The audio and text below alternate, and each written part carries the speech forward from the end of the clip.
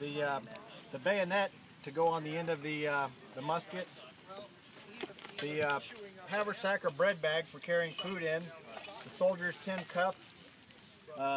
Each soldier was also issued a white blanket, blue indigo stripe, extra socks, an extra undershirt.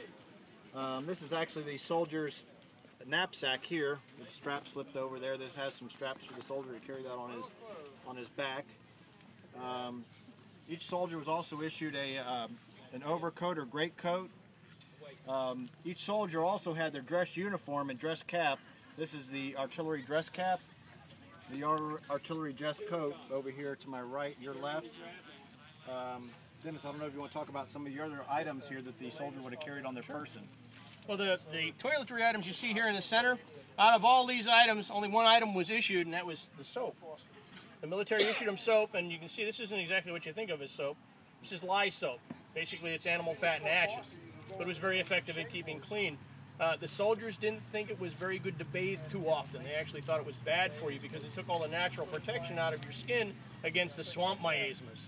So the military had to write a regulation where it required the men to bathe and shave at least once a week. And we've got diary entries where they actually had to march them down and make them bathe. Whether they need it or not. Yep. So they had the soap that they used. The other items they would have to purchase out of company funds, and they would only buy a few of these in a company of 30 men. So you may only have about 5 or 6 of these in a company of 30, and they'd share. Ew. But you have to keep in mind that they were used to sharing. You know, families were very big, so you might sleep in the same bed with half a dozen brothers and sisters at a time. And you were used to it, so you got used to sharing things. Shaving was a little more complicated. Nowadays, people get up and they get their can of foamy out, or they turn on their electric razor and shave. A lot more difficult, a lot more time consuming.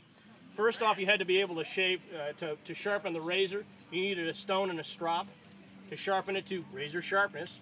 Then you had a bottle of water on, boil the water, get it nice and hot.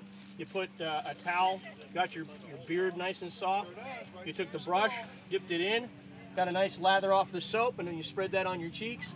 Once you had that on there and everything was nice and soft, you take the straight razor and just shave the hair off your face. If you have a bump on there, it disappears. It just kind of levels the playing field. It's nice and smooth when you're done, no matter whether you want it to be or not. Gets rid of pimples, blackheads, everything. Yep. You know, they might have a couple of small mirrors, you know, or just one in the company, and they'd share them out. They had to take care of their uniforms, so they might have a small sewing kit, and they'd only have, you know, a couple of these in the company. So the men would just share these, and they'd take care of their uniforms in that way. They were issued candles. They were given one eating utensil by the military, a spoon. What do you think that's made out of? Any idea? I hear bone. That's not correct. Turtle shell. Not turtle shell. Not marble. Any other ideas? Take a closer look. Plastic. Nope. Didn't have plastic back then. Horn. Cow horn. Cow horn, if you boil it, becomes very pliable. You cut it into shape, you put it into a mold and clamp it down. When it cools off, it holds its shape. Of course, you can see this one's a little out of shape. We stuck it in a cup of coffee. It was a little too hot.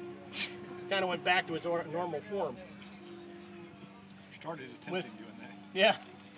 Yeah. They might have forks, but they have to buy these out of company funds. And you see these are kind of dangerous. They're very, very sharp.